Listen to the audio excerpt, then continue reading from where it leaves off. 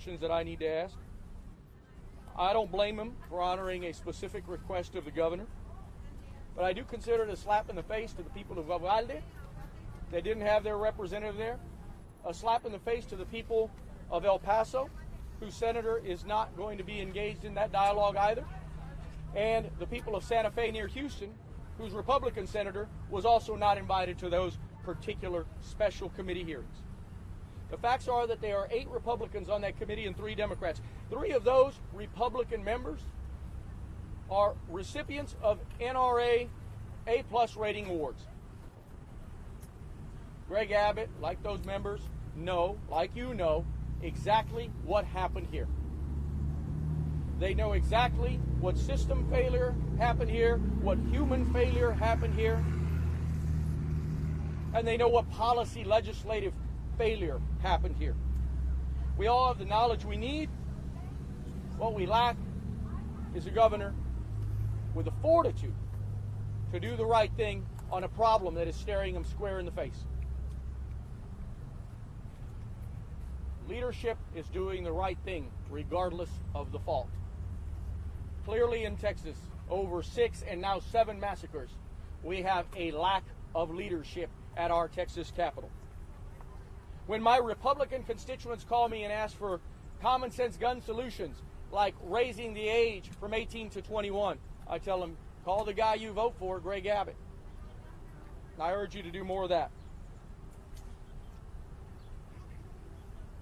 We have 2 Republicans, one in the House, one in the Senate, that have called for a special session. Jeff Leach, high-ranking House member. Kel Seliger in the Senate, who's called for it. So we have bicameral, bipartisan support for a special session, not a special committee. And yet here we are, standing in place as we did after Santa Fe and Sutherland Springs and El Paso and Midland, Odessa, doing the same roundtable discussions, leading to no solutions.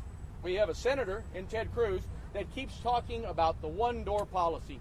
I'm pretty sure you all know how ridiculous that is, and I'm pretty sure our local fire marshals will have something to say about that. The fact is, we don't need Greg Abbott to do anything. He needs to do one thing, and that's call us back into that building. He doesn't even need to sign the legislation. He could just let it become law and blame it on us. Today marks 74 days. 74 days from the beginning of our school start. That's one day closer to our children not getting the help that they need in their schools, not getting the assurance and the safety and the reassurance going forward. As to the $2 million that I've asked for this community, I have asked 48 hours after this incident occurred for Greg Abbott to fund the Community Health Development Incorporated Clínica del Barrio, a clinic here in the barrio that serves 11,000 of the people of Uvalde. He has not only not honored that commitment, he has not even called to discuss it. In stark contrast, the Lieutenant Governor called me immediately to offer his condolences. I have been working with the Attorney General, Ken Paxton, on how to make sure that we get the most of our victim assistance programs to these families, and we'll continue to work with the Attorney General's office to make sure that happens. We're not going away. We're not going to let these kids be forgotten. And we're not going to let Greg Abbott run out this clock and wait till you all leave this beautiful town. I urge you to keep this message going forward, and I urge you to keep having the people that watch your media networks calling the governor's office and the lieutenant governors and asking them for the most modicum, the minimum of gun sense solutions. Because now I'm going to get to the third thing, and the thing that I know you want to hear about most, which is the failures that happened here. My job as a state senator is to try to get accountability, and most importantly, to try to get for my constituents the resources that they need moving forward. We need transparency, and that hasn't happened here. We've had several press conferences from the local entity of law enforcement, which is DPS, the Department of Public Safety. We've gotten some answers, and we've gotten some bad answers. We've gotten information that the next day turns to be different. We've gotten, we've got fingers pointed at teachers.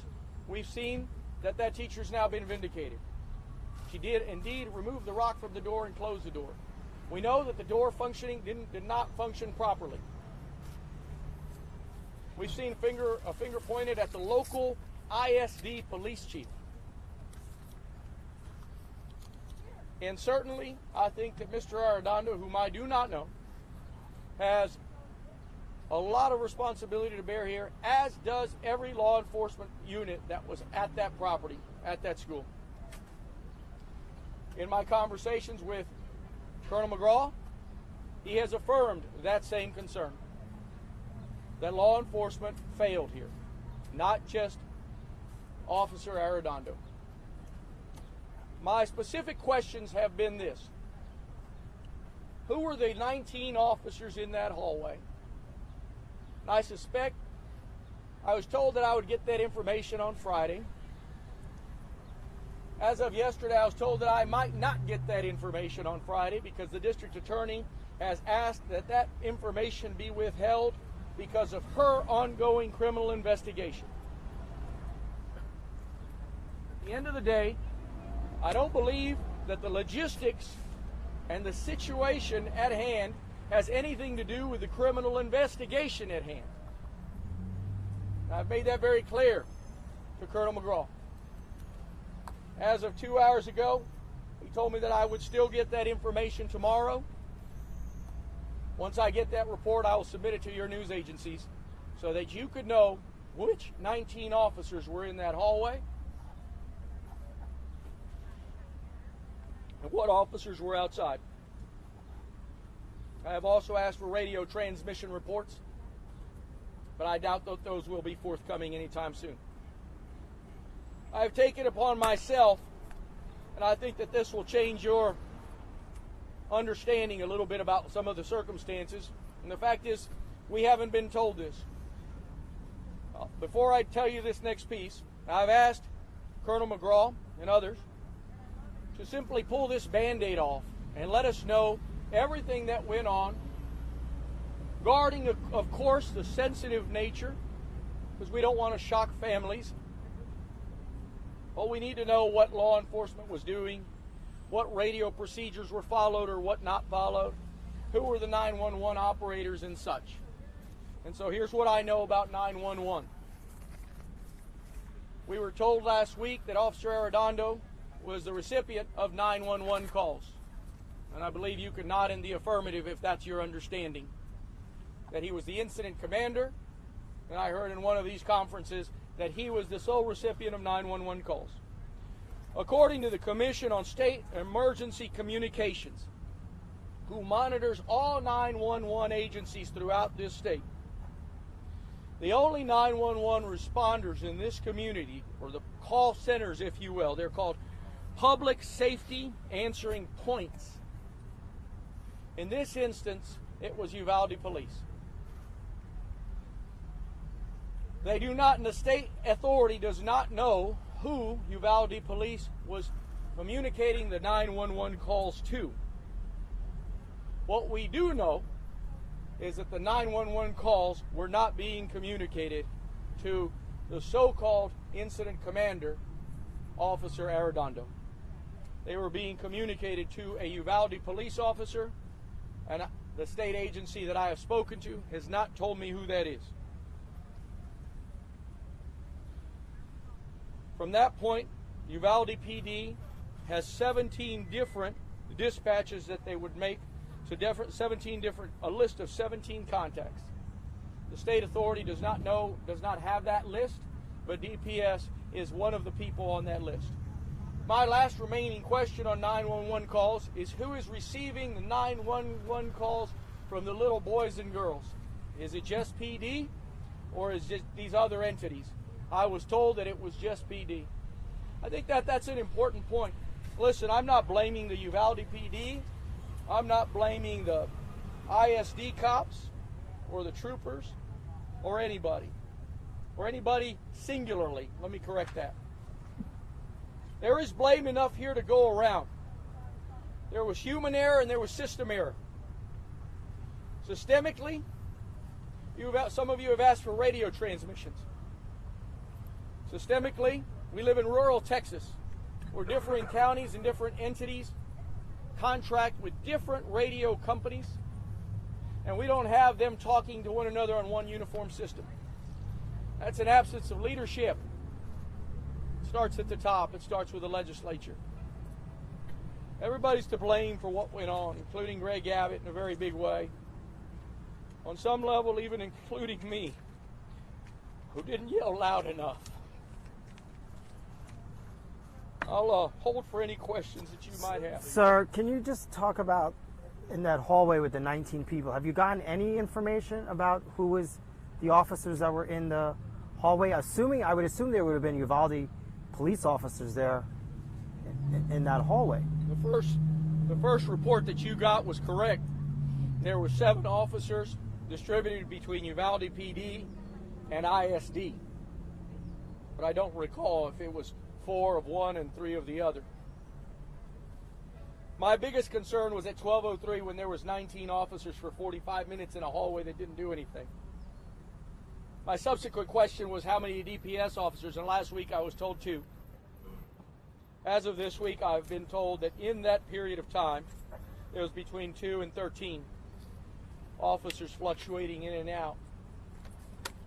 I expect this report tomorrow, and I hope I get it after this communication to you, that will shed light on exactly what agencies are here at that time. You've got to understand that as a policymaker, I have particular concerns with a policy that has spent $4 billion along our border and spent a lot of time and effort taking immigrants down to a facility where no one knows where they are, where they sit in jail for 6 months at a time, 7 months at a time, while Texas taxpayers are paying for them. We have our own little mini Guantanamo Bay. And yet all that law enforcement that's here to give tickets and gather up those folks didn't adequately perform. And I love my state troopers, I really do. I think that the guys that I know are really great people, and as a body, I think that they're a body that really cares. Steve McCraw and I have shared a lot of tears together on the phone. We have all failed. There's been a lot of failure here. So the one family that I've spoken to whose daughter was shot one time only, who likely bled out, I can only say we are sorry. But before I answer the next question, I suspect, and I urge you, to not allow these people to hide behind a district attorney investigation on procedural matters. Do not allow anybody, do not allow this governor to hide behind the local district attorney on these procedural failures, on these policy failures, under the guise that we're looking at a criminal investigation.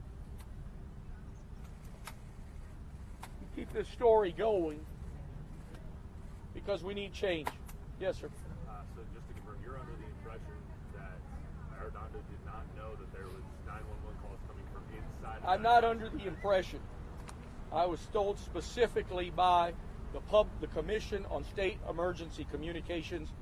My question specifically was, does the ISD police officer on duty know about the calls? But we don't know that. I was specifically told no. But wait a second, sir. We don't know that Arredondo wasn't hearing that on other officers' radios or the chief. I have no doubts that Arredondo was the so-called incident commander. I have no doubts about that. I'm telling you that he did not have privy. Right. And I'm not covering him, by the way. Right. But what I'm saying to you is we don't know what the chief of the Uvalde Police Department. We're assuming he was on scene. Do you know if he was on scene? The chief from the local police department. I do not know. Okay. As you know, the local police are not accountable to me. Only the state troopers, agencies like the Commission on State Emergency Communications, just like you've been investigating and tracking people down. It is sad that I have had to do the same. It is sad that I have had differing answers. I expect and I hope that tomorrow, that not only that they give me a report, it's my hope that they come out here and give you one final briefing on everything that they can and pull this Band-Aid off so you can all go home. So that they can at least tell you there'll be a final report a year from now. But they should tell you what they know now. And I'm sorry that I have so little to be able to tell you, and the only new light that I can tell you is that 911 calls go through PD, and that's something that you haven't been told. Senator, you mentioned obstruction in the investigation. Who are you accusing of obstruction here? Not accusing anybody of obstruction. And maybe that was you wrong. Mentioned it specifically. I'm suggesting to you that maybe I wrongly worded it. We haven't had much clarity. That's probably a better way to put it. We have been told one thing one day, another thing the next. A lot of finger pointing. That's a real concern to me. En español, ¿cómo define la investigación y qué es lo que más le preocupa? Esta investigación ha sido una investigación basada en errores humanos y errores de sistema. Por el favor de Dios, vamos a poder llegar a un punto donde nos den todas las respuestas necesarias para que el público sepa lo que sucedió aquí en esta comunidad, porque esta comunidad merece saber la verdad. Estos oficiales no actuaron bien.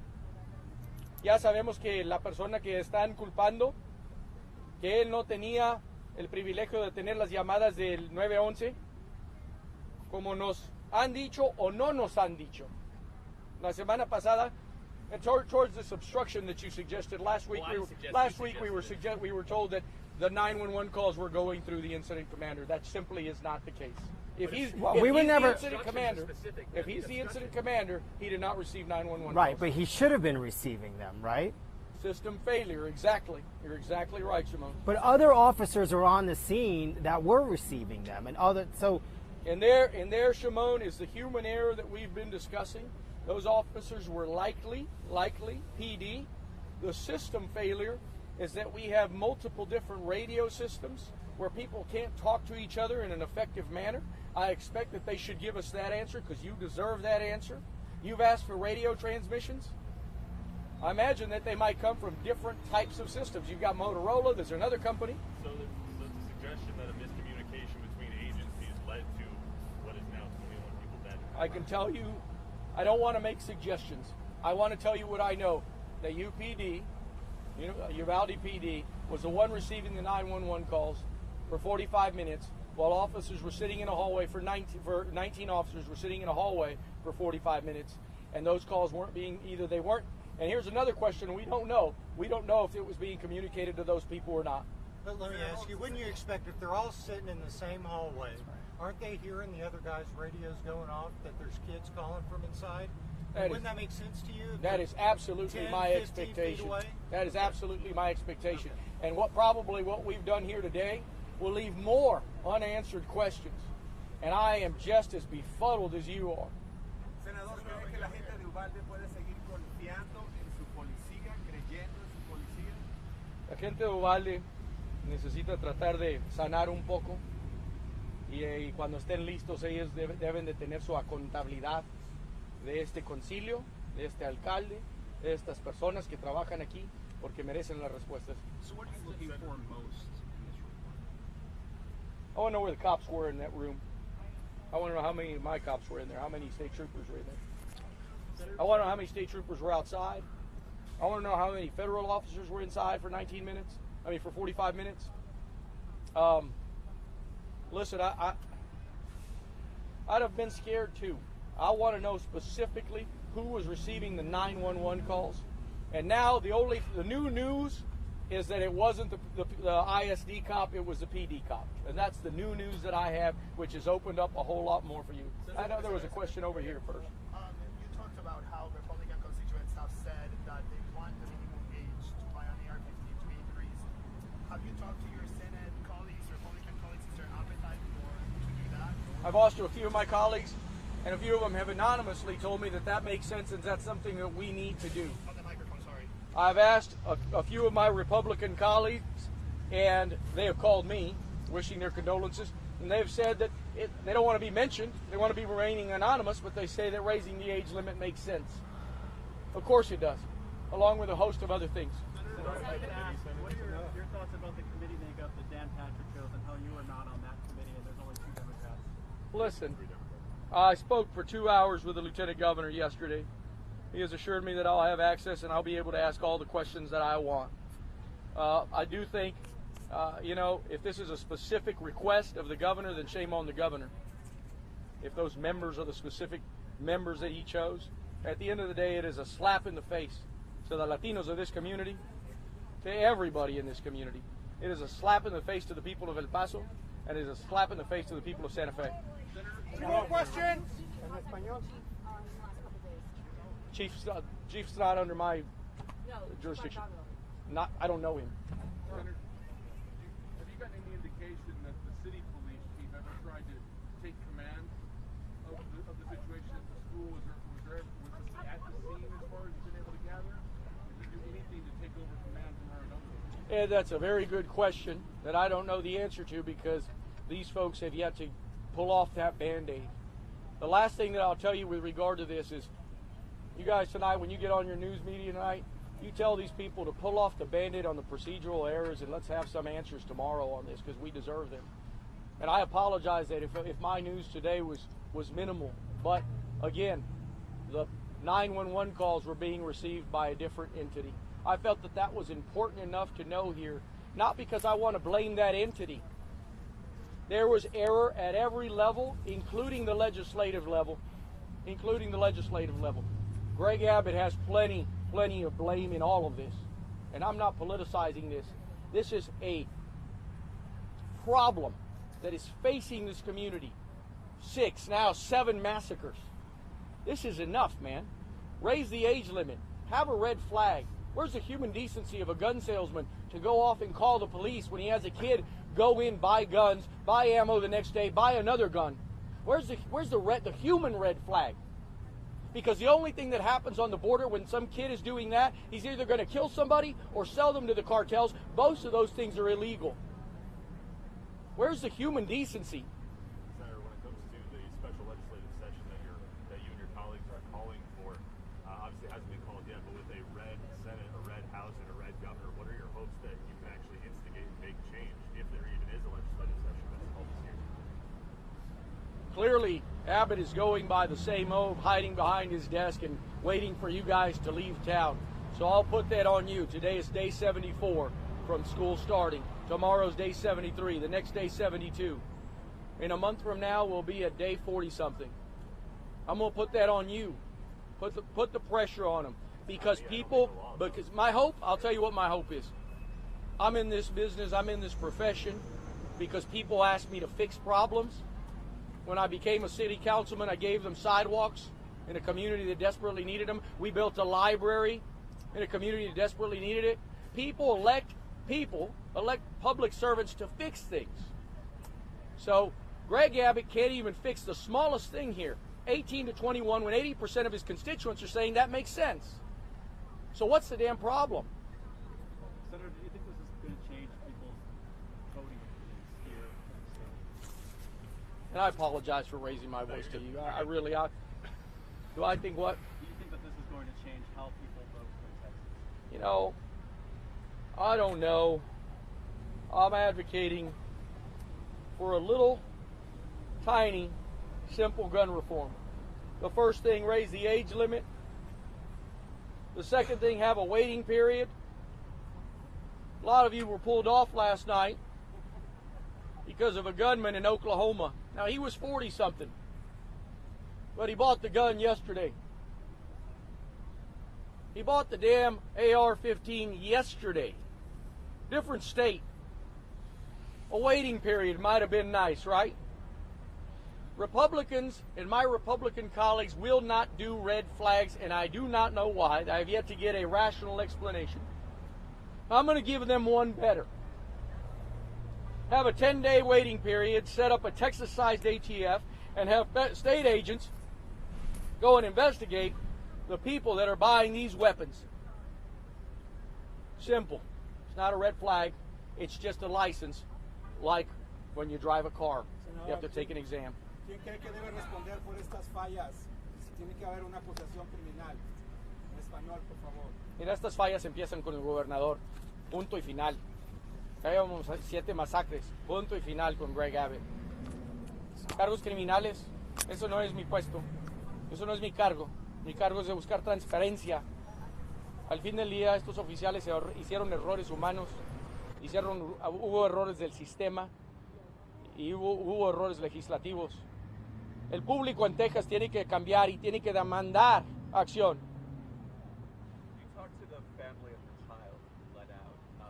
What did they say to you? Did they criticize the police response? Look, I talk to them just about every other day, pretty often here lately, and they're becoming good friends. I need to know, my constituents here that were directly affected just need to know that they've got a new friend. We're going to try to get them all the victim assistance money that the county and city have collected for them because it's their money. We found in Sutherland Springs, those folks only got about 30% of those funds.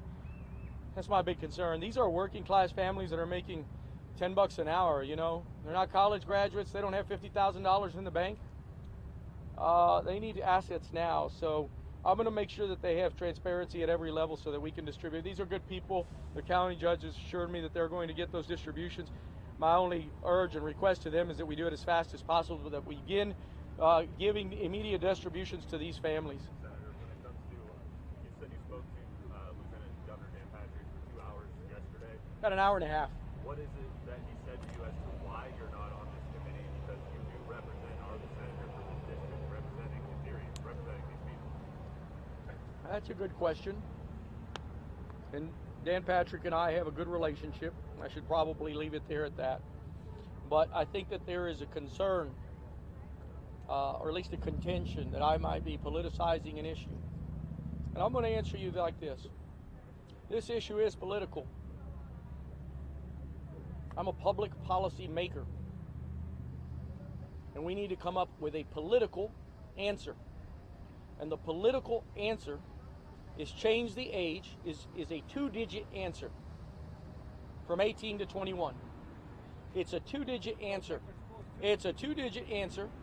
It's a 10-day waiting period. And yes, protect our schools. Protect our schools. And let me answer this constituent, please. Protect our schools too. And I want to tell him this, and I want to tell you this. In 2019, we voted for $100 million in school hardening. They're very proud of it. That is a piss poor drop in the bucket. Greg Abbott has spent $4 billion, 40 times more along the border right now to have cops go up and down these streets. 40 times more. And yes, sir, protecting our schools. Mental health, yes, sir. Fund it properly. We haven't done that either.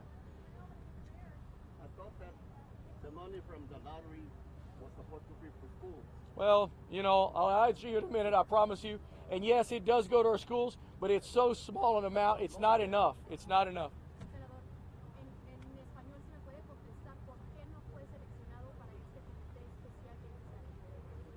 Pues la realidad es que el vicegobernador, él piensa que estoy politizando, thank you, politizando este punto. Esto es póliza pública que tenemos que cambiar. A mí no me importa quién voy a doler o quién va a quedar sentido, cuál republicano o cuál gobernador siente que lo he insultado. No me importa. Requerimos acción. Ya. ¿Qué cambios quiere ver? Ya lo dije. Subir a 18 años, a 21 años. Tienes que tener 21 años para comprar una pistola, pero puedes tener 18 para comprar una arma de este tipo. Eso no tiene sentido. Un tiempo de espera de 10 días y una agencia estatal que investigue quién está comprando estas armas, que les dé una licencia para que esto no suceda de nuevo. Last question. Senator, what do you want to tell parents and schools how they can protect their children until more reform happens? God, What lessons should they have learned? that's the hardest damn question. I don't want to say anything snippy. This is not a day for snide comments or snide remarks. What I want to tell parents of schools is you don't want to have to go through what these people are going through. You don't want to have to go through what these people are going through, I promise you. You don't want to have to go through what these people are going through. You don't want to have to bury your fourth grader. You don't want to have to bury your fourth grader. That's not normal. They're supposed to bury you, not the other way around. And what I want to tell those parents is to go online and find the governor's number. I don't have it on me, I apologize. And call him every day for the rest of this summer. And tell him to, at the very least, raise the age limit so that some punk doesn't go into the store down the street like a 7-Eleven and buy 2 AR-15s in 2 days. You don't want to have to go through what these parents are going through. I promise you that. Senator, I have a question. Last question, I gotta go. I'm sorry. Yes, ma'am. It's been affected with our family, friends, that how many kids are we going to lose before they can do laws? Okay? We've had traffic lights go up because the teenage crosses over gets run over within months. We've had how many kids lost? And we can't seem to change that. We have jails that are releasing criminals because they're overcrowded. Why can't we build jails? I have a family member, friend, whose child was murdered, and they were going to release those criminals because they were overcrowded. They brutally left him out in the cornfield. When are these gun laws going to change? Ma'am, Is it going to be when it affects one of their family members? When they will jump hoops to change these laws? I think you need to Maybe elect so. people that will change them. Is that what it's going to take for them to be affected? Right. The only thing I can tell you, ma'am, I mean, this will be political. Latinos need to go vote. Latinos need to go vote. And don't be bamboozled by the guys that tell you that we're having a special session, because they're not. Thank you, everyone. Thank you.